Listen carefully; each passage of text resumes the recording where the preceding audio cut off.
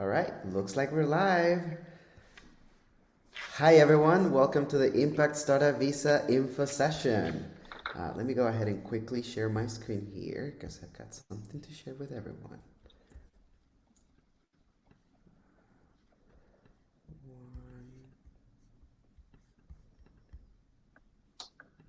There we go.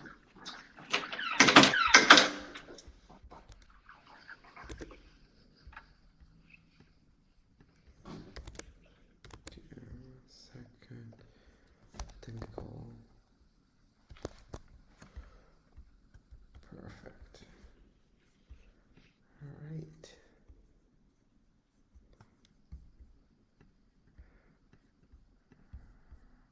All right, yeah. So everyone, welcome to the Impact Startup Visa info session.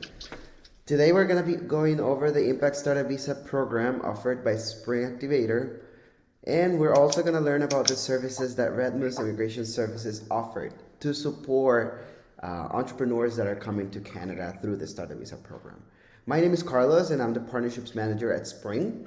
I work with the Impact Startup Visa team to support immigrant entrepreneurs like you to learn more about our program through our partners.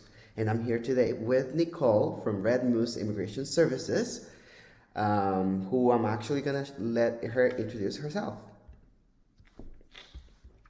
Well, good morning. Good morning. As As Carlos already said,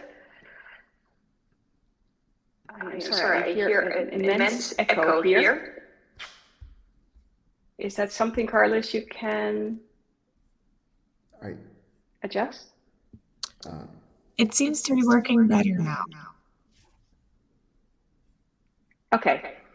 So, of course, I am just going to ignore that echo. So if it bothers you, please let me know. I'm going to try here.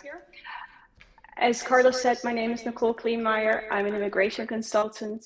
I have been practicing as a consultant for about 10 years. Prior to that, and there's no echo anymore now, thank you. Prior to that, I was born and raised in the Netherlands, went to law school in the Netherlands, and practiced law there for about 10 years, and then moved here with family. And I'm still happy, very happy about that decision every day. I love living in Canada. Carlos, anything else you would like to know? That's perfect. Thank you. Thank you, Nicole. Really appreciate it for your introduction. Let's dive in. I've got a few slides here to share more about Spring first before we actually dive into our main content for today, which is focused on the immigration journey for someone that's wanting to come to Canada through the Startup Visa program. About Spring Activator, for those of you who don't know us, we are a certified B corporation that exists to change the world through innovation. We've spent the last 9 years empowering entrepreneurs to build better businesses through incubation, acceleration, and ecosystem development. Our investment programs bring together purposeful angel investors and innovative founders. By bringing together impact businesses with aligned investors, we're actually aiming to accelerate innovation across Canada. Our Impact Startup Visa program, which is what we're going to be talking about today, supports immigrant entrepreneurs with the resources and mentorship needed to succeed in launching their business in Canada and support the economy. We have been running the Impact Startup Visa program since 2017. We are an IRCC designated organization, and this program is meant to attract impact entrepreneurs to immigrate to Canada. Over the last 6 years, we have supported over 130 entrepreneurs to fulfill their dreams to launch their innovative businesses in Canada. These entrepreneurs come from around 32 countries around the world. So when it comes to eligibility criteria, I'm actually not going to dive into this too much right now because Nicole is actually going to go into more in-depth information about the eligibility criteria for the program. But very briefly, from an IRCC standpoint, they're looking for primary ownership, meaning that the applicants need to hold more than 50% of the company's voting rights. There's got to be Canadian representation, which is a letter of support from a designated organization like ours, language proficiency, and There's also core criteria that IRCC looks for in any application that comes in, and this is in the form of innovation, legitimacy, competence, and leadership. Our program is unique in that it focuses on supporting impact-driven startups. So as such, we're also evaluating companies based on their stage, their ability to deliver impact, and articulating why Canada is a good place to launch their business. This last thing is very particular to the program that we offer as Spring Activator. The experience in the incubation program includes a total of 12 weeks with 2 weekly sessions where we go through specific topics that range from understanding the Canadian business environment all the way through customer discovery, selling, and pitching. During the program, there's also access to mentorship, guest speakers, and coaching.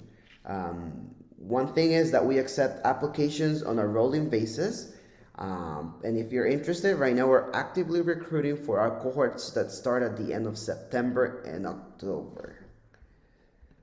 That's all the general information I'm going to share about the Impact Startup Visa program. I want to leave space for Nicole to share more about what it means to go through this journey from an immigration lens, which is something that we always get questions about. So I'm really excited to dive in and learn more about her experience supporting a lot of the entrepreneurs that have actually gone through our program over the last few years.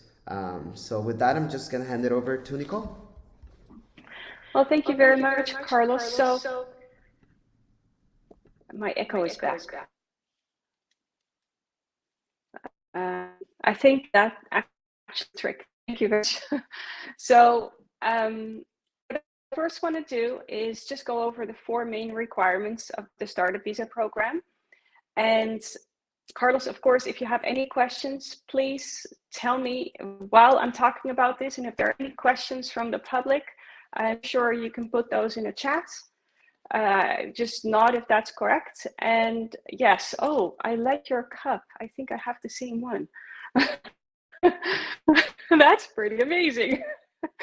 We know exactly where this is coming from. So this is from one of the entrepreneurs that went through the Startup Visa program. Interesting. Anyway, so the 4 main criteria. Let's start with the letter of support and commitment certificates that Carlos already spoke about. Usually when I speak to clients, if they've already got that letter of support, I don't need to talk about it very much. So maybe, Carlos, do you want to talk about that a little bit at this point in time? Absolutely. Yeah. So the letter of support is what a designated organization issues to the entrepreneurs that are wanting to come to Canada through this program. And what it basically states is that as a designated organization, we have conducted our own due diligence process and have vetted the applicant, the founder, and the startup, and we have made sure that this is a legitimate business, a business that can have potential to succeed in Canada. So we prepare this letter of support that tells the immigration officer that we have done our research and we have conducted a thorough review process for the applicant that allows them to know that we have conducted a thorough assessment on the criteria that they are looking for every startup here. Well, thank you very much. So let me go on to one of the other 4 main requirements. The first being official language proficiency. Carlos already mentioned that in the beginning. In order to be successful in Canada, you have to be able to communicate with the people here. And IRCC has set for this program the bar fairly low at a CLB 5. So CLB 5 stands for Canadian Language Benchmark, and it is basically equivalent to an IELTS 4 in reading and an IELTS 5 in writing, listening, and speaking. So that's not really very high, and we really like that because yes, it's very important to be able to communicate with people. It is not so much about your skills in your language, it's more of the entrepreneurial skill. So honestly, I'm of the opinion that's why they put the bar fairly low with the requirement language skills. A third requirement would be settlement funds. And settlement funds is something that is based on the size of your family. So if you are a single person arriving here in Canada or wanting to come, you need a certain amount of funds. And I'm actually going to pull it up here to make sure that I'm telling you the right amount, just to give you an idea. So for a single family member, it's 13,757. Just like goes up by 4,000 for every added family member. So if you are married and have 3 children, you are looking at just under $30,000. This is the amount of funds that you need to show to have available in order to settle in Canada. So it's not the money that you need for your company, it's for yourself. And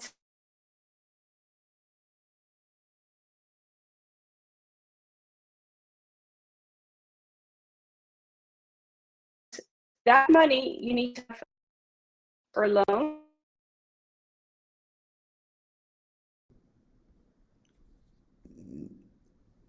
I think you're frozen.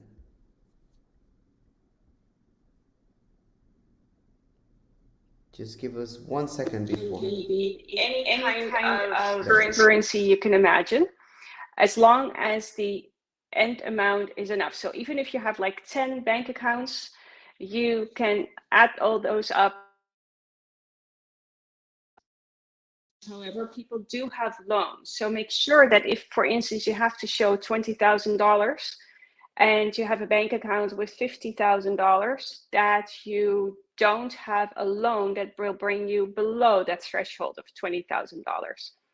A lot of people will ask me then about, what about a mortgage? I have a mortgage, and you just told me that IRCC will not take property into consideration. And I said, that's correct. Sadly enough, IRCC doesn't give us really good instructions to this end.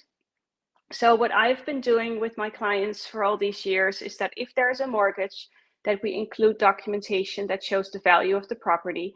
And so far, IRCC has accepted all that from all my clients. I'd say that probably at least 50 or 60% of my clients have a mortgage loan. So apparently it's not a problem. And that is one of the things that I try and do for my clients, is always anticipate what the visa officer may start looking at or thinking. Okay.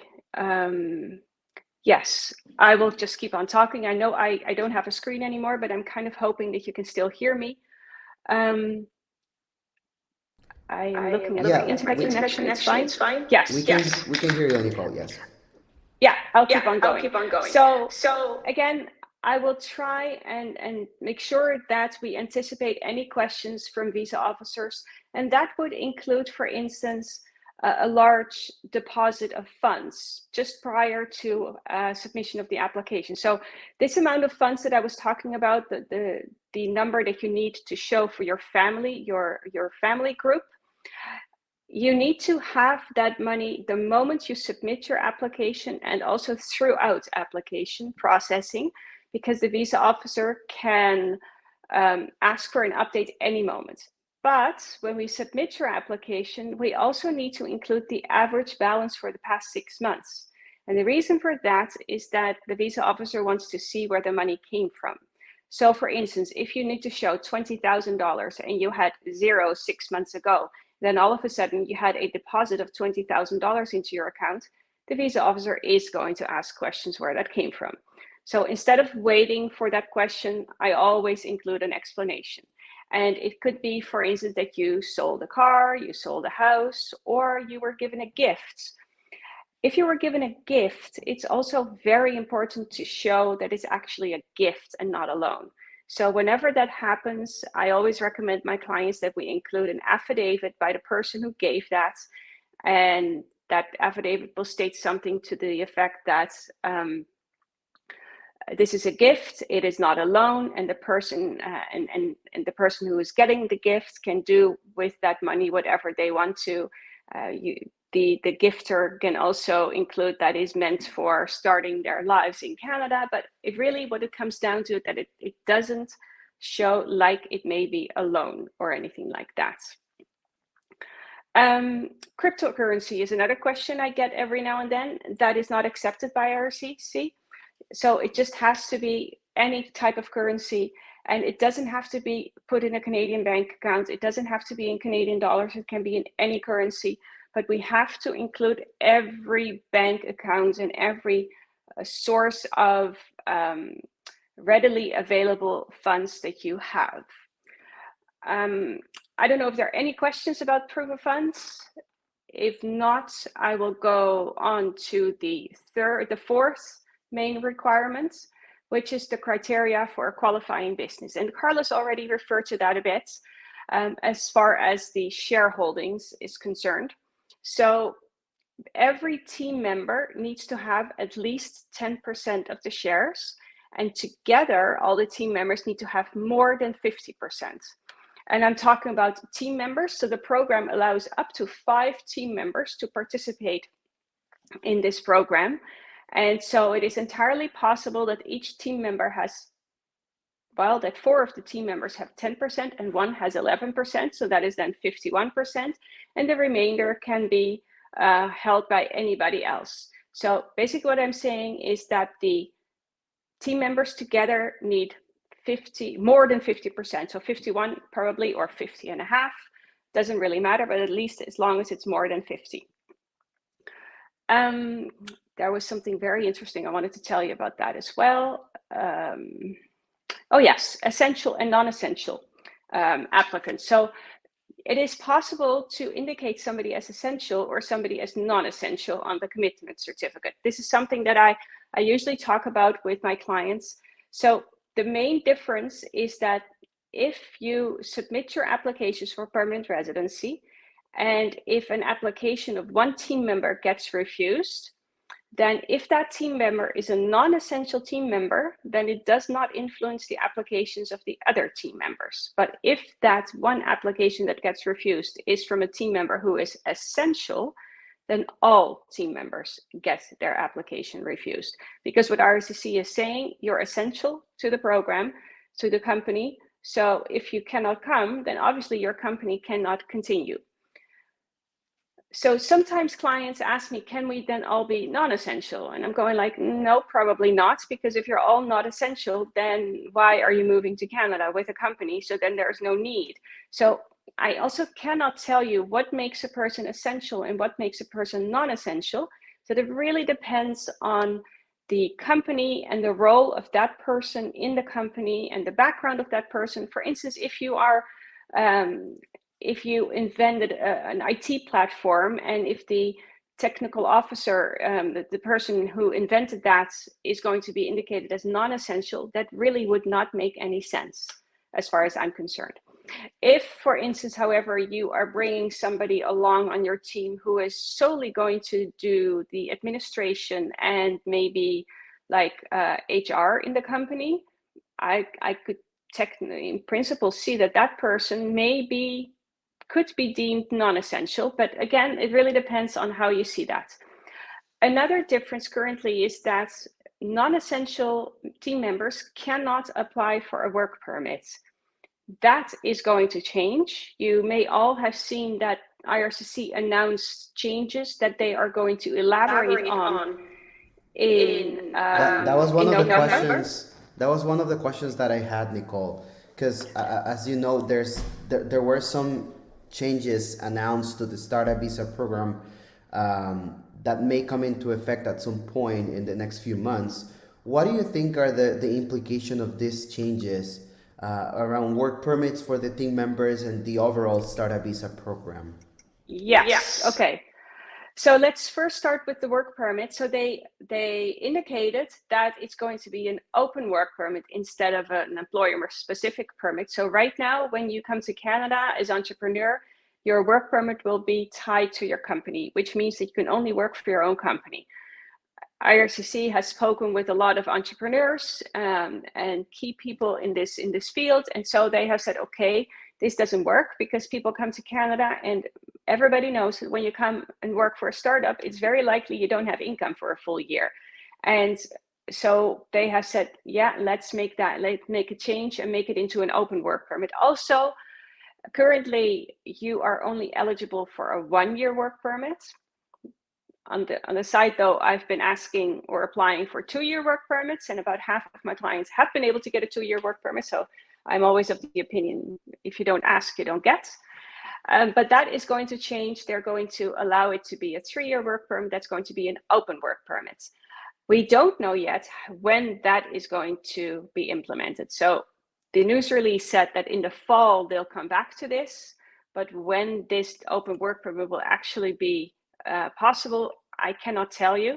I also cannot tell you about the requirements for that open work permit. So currently, if you apply for a work permit, you have to actually show double the funds that you need to show for your PR application. Again, the reason being, it's going to take you twice as long probably to settle, and because you may not have income the first year. So that is quite a hurdle for a lot of people. And I am kind of assuming that if it's going to be an open work permit, we don't have that big requirement anymore, but I cannot tell you that. So another thing that has changed is that apparently IRCC had a quota on the number of applications they were processing each year. And we heard recently that that quota for 2023 was 1,000 applications. But now they let us know that they tripled that even more to 3,500 applications for 2023. And I can see that happening because I get a lot of questions from visa officers about applications that were submitted 2.5 years ago. So I do see there's a lot of progress in the applications, and we're very happy with that. Anything else that they're going to change? Let me see. Oh, yes. The other thing is that non-essential team members can also apply for a work permit once that open work permit has been introduced. And also they're going to prioritize applications that are supported by venture capital, angel investor groups, and business incubators, and have capital committed, along with applications that are supported by business incubators who are members of Canada's tech network. And so a keyword here is businesses that have capital committed. Of course, they haven't explained exactly what that means, but we are assuming that means that these entrepreneurs are ready to hit the ground running in Canada, and that they do not first have to look for investors to start their company. Again, we're not entirely sure, but we will expect to hear more about that in the fall. That is basically everything I wanted to say about the upcoming changes. So Carlos, anything else? In regards to the funds, Nicole, you were talking about the proof of funds and how they need to showcase that they are able to settle here in Canada with the program and whatnot. Do they also have to show that they have the money to execute their business? Yes. So last May, they made some changes to the assessment for the work permits. And so now that is really, it wasn't announced that these changes were there. Now, in order to apply for a work permit, you have to show that you have enough funds to start your company. So it doesn't show that for the PR application, but it does show that for the work permit application at this point in time. Interesting. And is there like a threshold in terms of like the money that you need, or is it more in line with whatever financial projections the business has? The latter. It really is depending on how you run your company. So if you are going to be producing objects, obviously you will need a lot of money. If you are using a platform to maybe, I actually don't know a lot, but if your business is about an app or anything like that, I can imagine you will need less money, but it really depends on your business plan. I see.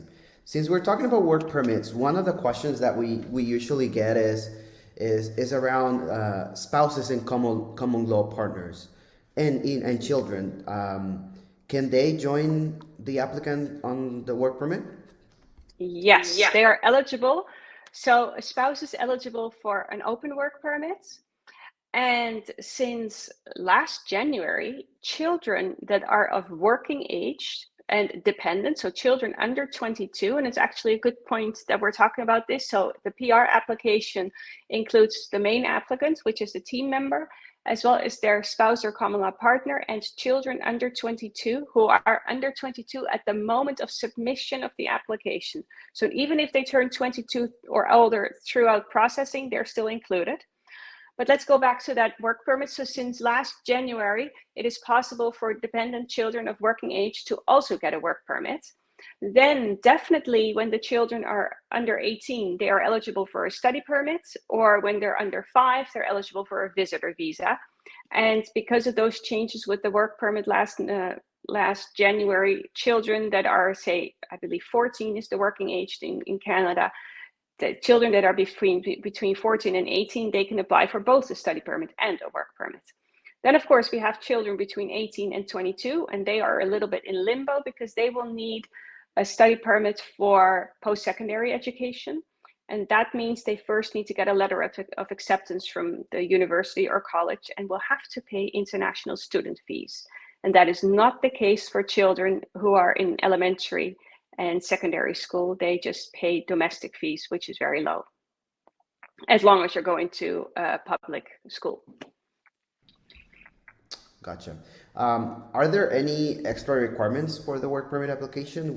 Before I move on to a question around PR? We already spoke about the extra funds, and we already spoke about the fact that you need to, so the extra funds for your family to settle, and we already spoke about the extra funds to show that you can start your business. Another requirement nowadays, also since May 18th, is that all the PR applications from every team member need to have been submitted before you can apply for a work permit. So in the past, you could just apply for a work permit and do the PR application much later, which was very handy because people wanted to come here, and a PR application takes a lot of time to prepare, but that's no longer possible. Anything else that we need to look at? I think that is about it as far as the differences for a work permit. All right, thanks. Moving on to the PR application itself. I see that the document checklist for the Startup Visa Program PR application is a little bit basic, but I'm assuming that there's a lot of documents that could make an application stronger in the eyes of an immigration officer. So are there any documents that you would also recommend including with the application? Carlos, I'm so glad you're asking this question because that is so true. The document checklist only includes the most basic of documentation, like a passport, birth certificate, an IELTS test or a CELPIF test, which is the Canadian version of a language test, the commitment certificate, of course, but the document checklist does not ask for a business plan, not even for a resume. And I know for a fact that if you don't include that the visa officer will ask for this. And then we go back to something that I said in the beginning. I always want to anticipate what the visa officer needs in order to go through that application quickly. And so when I support my clients with this application, we are going to include as much evidence as possible to show that the entrepreneur is going to be able to perform the duties as are mentioned in the commitment certificate and also in the business plan. So if the business plan shows that you need to have a master's degree in science, then we will definitely include that as well. And we will also include anything about the work experience of that entrepreneur to show that they have these skills. Or if this entrepreneur or the group of entrepreneurs already has a company in their own country that is up and running and they are moving that company to Canada, then we'll definitely include information and documentation about the running company in their own country to show that they can successfully do this. This is a prime example of showing that people can do this.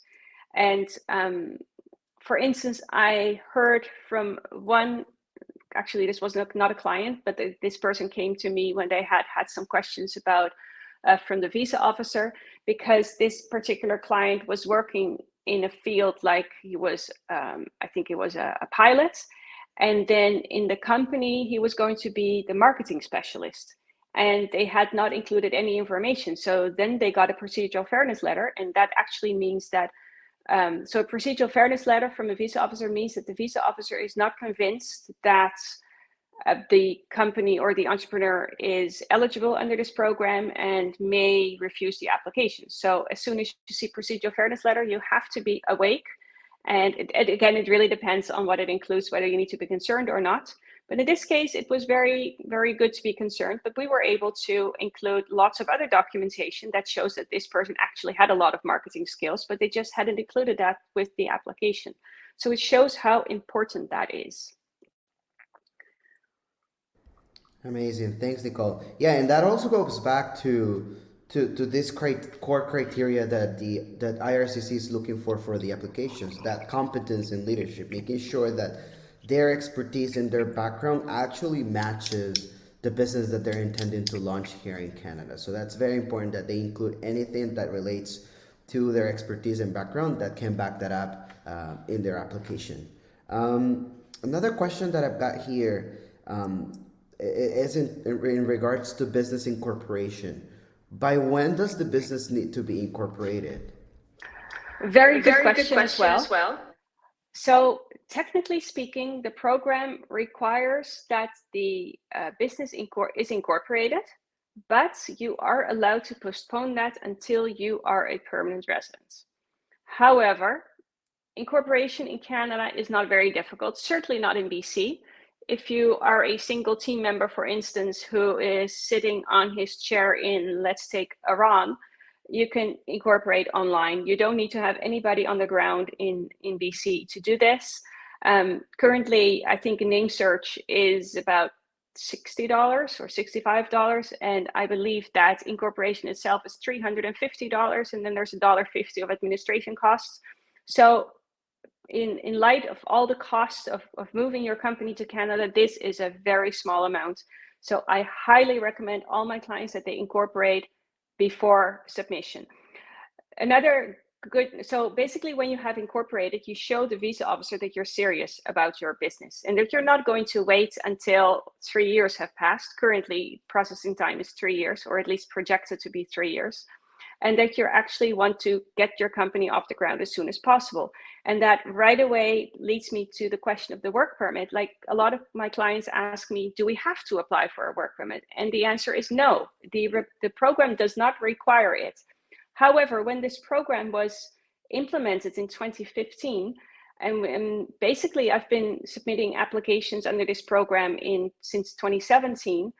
And back then, processing time was about 1.5 years, although I must say most of the applications that I supported back then were approved in 6 months. I even had one that was under 4 months, so that's really fast. So when that is the case, then yeah, you really do not need a work permit if you're here within 6 months anyway. But right now, because it takes so long, I highly recommend that people do apply for that work permit, because otherwise you're telling the visa officer, hey, I have this wonderful company and I'm so eager to start to Canada and start my company, but I'm fine by waiting with for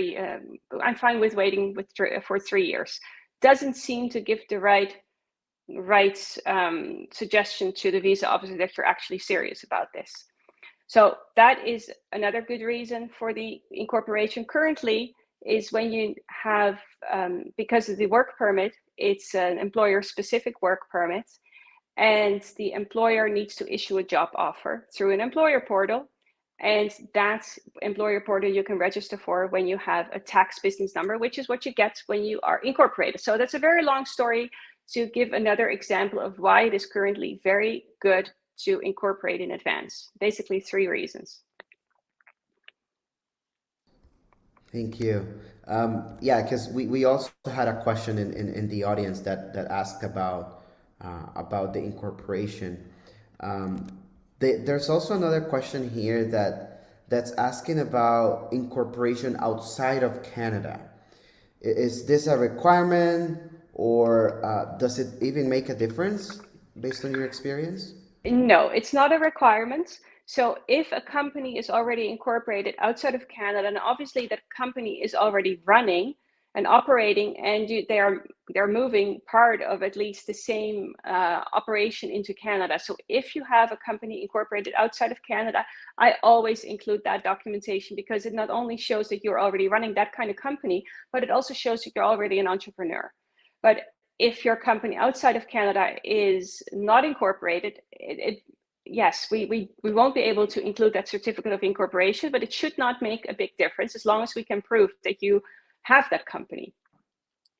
And again, it's not required to have a company outside of Canada. So let me make that very clear. But if you do have a company outside of Canada, incorporated or not, it's just going to be extra evidence that you will be successful in your role as an entrepreneur in Canada. Excellent. Thanks, Nicole. I'm going to move on to some of the questions from the audience, just being mindful of the time here. One of the questions asks about proof of funds, and they're asking if they can use investment accounts such as securities or mutual funds.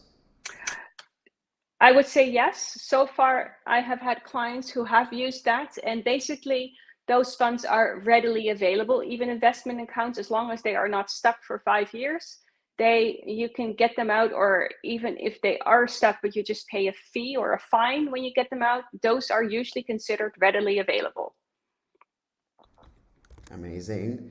Another question, do I have to submit my language certificate at the beginning of submitting my case? Absolutely.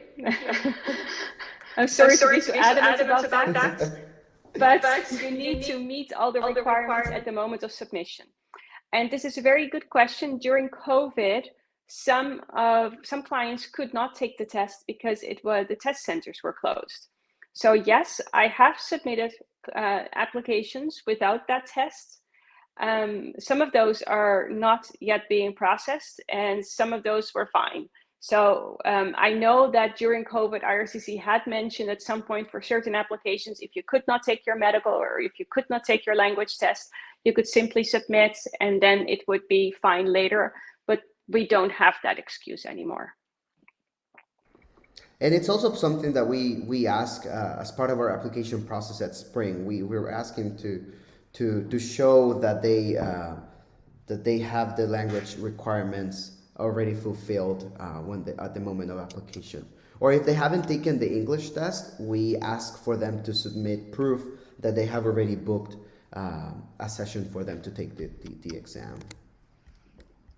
Another question that I've got here, and this is a case, I would say. My son is 17 and intends to start his university next fall, 2024. Will he be eligible for domestic tuition fees if he has a study permit on condition of me getting a work permit? That is a really good question. And in principle, the answer is no. This child will not be eligible for domestic fees. But I said in principle because I have lots of clients, and a lot of those are very resourceful. And this particular client found out that, for instance, UBC and UBCO here in BC will offer domestic fees to clients, to students whose parents have an employer-specific work permit. So if you have an open work permit, that may not work, but as long as you have the closed work permit, that would work for UBCO or UBC. And I also understand that they found a college in Ontario that offers the same. So I guess it really depends on the university or college, but in principle, the answer is no. And in BC, I only know of UBC, UBCO that does this. I see. Thanks for clarifying. Still within the work permit thing, another question says, I have a 3 years open work permit letter. I want to know if I need to get a new work permit after I get my letter of support. That work permit will be perfectly fine. An open work permit is a good work permit. So no need to change that to a startup visa work permit.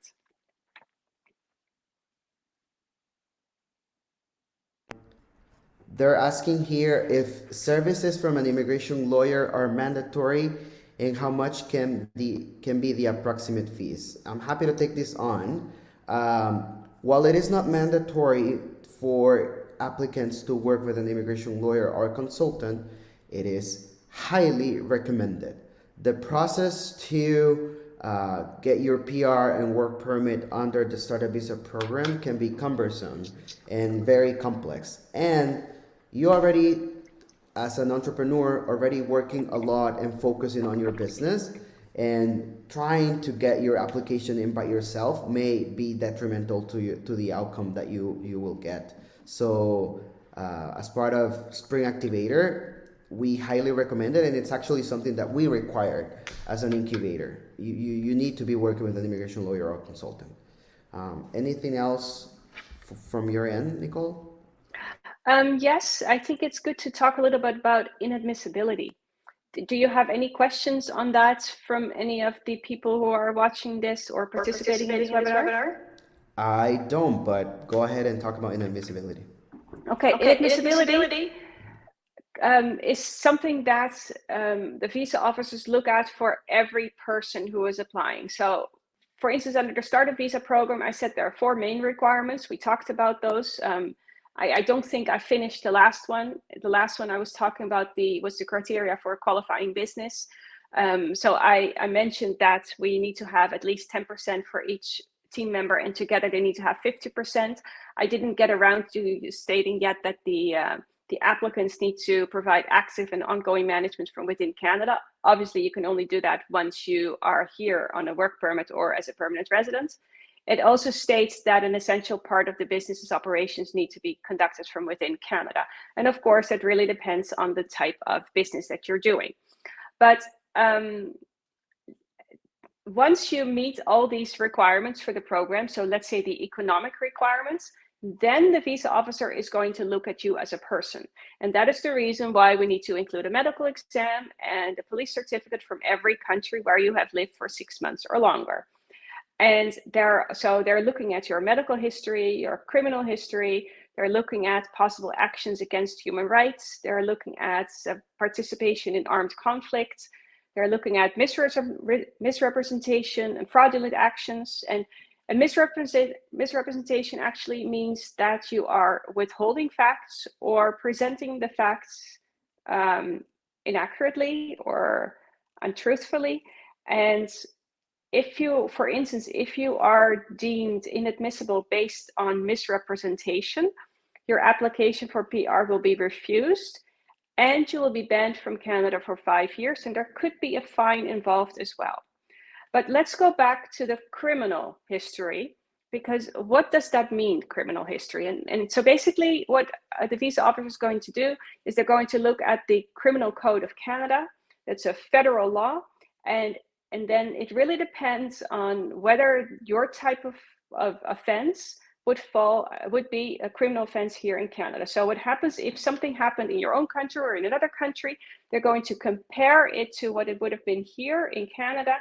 And if that would make you inadmissible, then you are inadmissible. And then we're also going to look at how long that has been. Some offenses will expire after 10 years. Some offenses, after 5 years, you can apply for rehabilitation, and for some, you won't be able to. For instance, the extreme part, if you murdered somebody, you're never coming in. If you, however, let's give the example of a DUI, a driving under the influence, in this case, influence of drugs or alcohol, that could make you inadmissible. So Canada has fairly strict laws. I understand not as strict as in other countries like South Africa or Iran, but it really depends on, so if you were caught and have a ticket under the driving under the influence of drugs or alcohol, then it depends on the level of alcohol or drugs in your blood, whether or not it would make you inadmissible in Canada. And so I've had some clients who had a DUI, and luckily all of those were just under the limit. So that is a really good one. I had one who was over the limit, but it was long enough ago. And I had one client actually who had caused an accident, had nothing to do with being drunk or not, but that accident had, there was another car involved and these people were hurt, and that is a criminal offense. And as this was shorter than 10 years ago, longer than 5 years ago, we had to apply for rehabilitation. So criminal inadmissibility or any other type of inadmissibility will make you and your family members inadmissible. So if you have a team of 5 and one person's child of 16 has a DUI, or now let's say a child of 20, let's not take a youth, let's say a child of 20 who has a DUI, that would make that child inadmissible, then that parent, so the team member, is inadmissible, so that will be refused. And if that parent was an essential member, then everybody gets refused. So just to show you a little bit about the influence of inadmissibility. Awesome. Thanks so much. We are right on time. Maybe let's see if your camera works for the last bit of the session, Nicole. I have no clue how to do this. Oh no. Well, it's fine. I see. Oh, there you are. Hey. Really? Just a couple of last questions. Last comments here that I got on the chat. Someone commented, Amara, I'm in touch with the University of Toronto and several universities in Ontario. I have a closed work permit because of SUV, and my daughter is eligible for a domestic fee, which goes to show what you were just sharing a bit ago, Nicole. And then another person asked, another hypothetical case. In my case, my daughter is 14, still needs to study 2 more years in high school. Could she apply as a domestic student once we get the PR?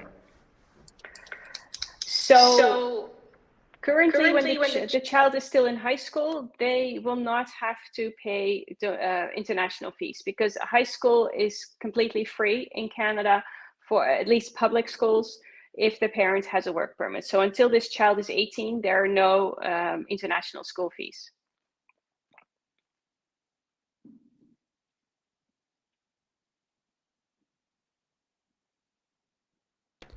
And what if they move on to university later on? If they move on to university and they're not a permanent resident yet, then in principle they pay international school fees, unless that particular university will offer them to pay domestic fees. But that really depends on that university or college. All right. Thank you so much. Okay, so I think that's it for today. I really appreciate a very engaged audience. We got a really good questions, and also really thankful for Nicole for sharing her expertise with us and her wealth of knowledge going through so many applications over the last few years. Thank you so much, Nicole, for being here with us and for participating in our info session. And I want to thank the audience as well for their engagement. You will be receiving a link to the recording of this session. We're actually going to be posting it on our YouTube. I believe Dale posted the link to our YouTube channel on the chat, so make sure that you're watching for that as well. Otherwise, we're going to be sending up a follow-up with the recording included. And I really hope this has been really helpful for you and your applications, and hope to see some of your applications move into spring as well. Any last words, Nicole? No, it was, well, yes, it was a pleasure to be here, and I welcome any questions that people may have. I am also always very happy to ensure that people's applications are complete, because the only thing we really do not like during applications is surprises. So as much as possible, we like to anticipate everything and ensure that we have covered everything before we submit any applications. Alrighty. Well, thanks so much, everyone. Have a great rest of your day. Until next time.